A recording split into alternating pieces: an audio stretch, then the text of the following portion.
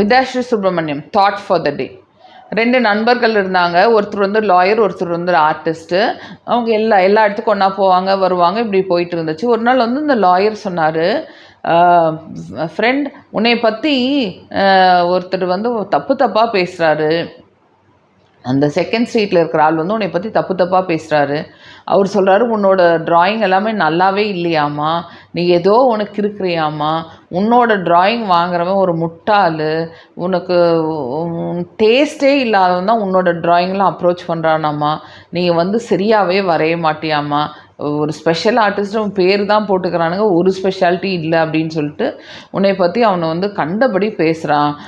அப்படின்னோடனே ஒரு சரி நீ என்ன பண்ணணுன்னு, நான் என்னத்த சொல்கிறது, நான் சொன்னால் அவன் சொல்லுவான் நான் ஃப்ரெண்டு நீ டிஃபெண்ட் பண்ணுறேன்னு சொல்லுவான், அதனால் நான் ஒன்றும் சொல்லணுன்னு ஓகேப்பா பரவாயில்ல அவன் பேசுகிறான் பேசிட்டு போகிறான், அவன் வந்து என்னோட எதிரி அதனால் அவன் அப்படி தான் பேசுவான் அப்படின்னு சொல்கிறாரு. ஓகே இந்த லாயர் வந்து ஓகே அப்படின்னு சொல்லிட்டு போயிட்டு அப்புறம் 2-3 நாள் கழிச்சு திருப்பி போகிறார்.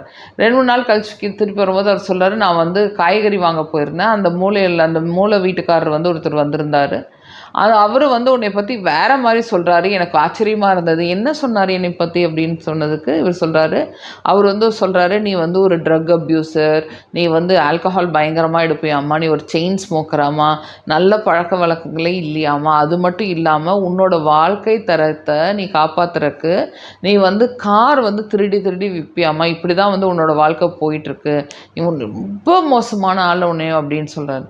உடனே அந்த ஆர்டிஸ்ட் வந்து கேட்டு, அவன் தானே அப்படி தான் பேசுவான், பேசிட்டு போகிறான், அவனெல்லாம் வாயை என்னால் கட்ட முடியாது, பேசிட்டு போகிறான் அப்படின்னு அவன் சொல்கிறார்.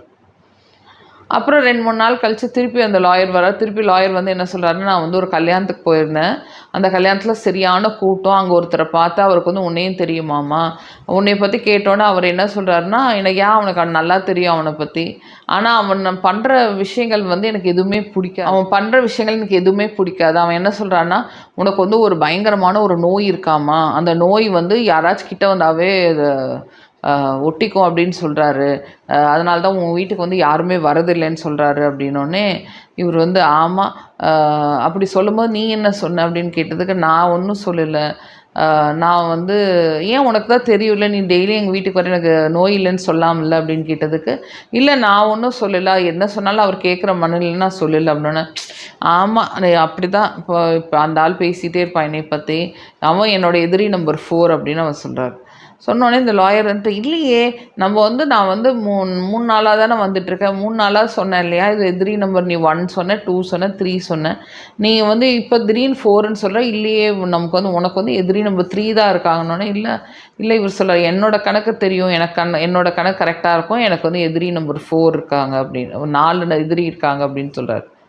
அப்படின்னோடனே இவர் வந்து 4 எதிரியை, யார் அந்த 4வது எதிரி அப்படின்னோடனே இவர் சொல்கிறார், நீ தான் அந்த 4வது எதிரி, ஏன்னா எனக்கு தெரியாதவங்கெல்லாம் என்னை பற்றி வந்து என்னென்னமோ சொல்லியும் நீ வந்து ஒரு ஃப்ரெண்டாக இருந்துக்கிட்டு இல்லாமல் அப்படி இல்லைன்னு சொல்லி ஒரு ஸ்டாண்ட் எடுத்து நீ பேசாமல் அவங்க சொல்கிறதெல்லாம் கேட்டுட்டு நீ என்கிட்ட சொல்கிறல்ல, அவங்களோட மோசமானால் நீ தான், நீ ஃப்ரெண்டுங்கிற பேரில் நீ வந்து நான் என்னோட அழிவையோ அவன் வந்து என்னை பற்றி பேசுகிறதையோ நல்ல காதுகுரில் கேட்டு வந்து சொல்கிற, அப்போ நீ தான் என்னோட 4வது எதிரி அப்படின்னு சொல்கிறார்.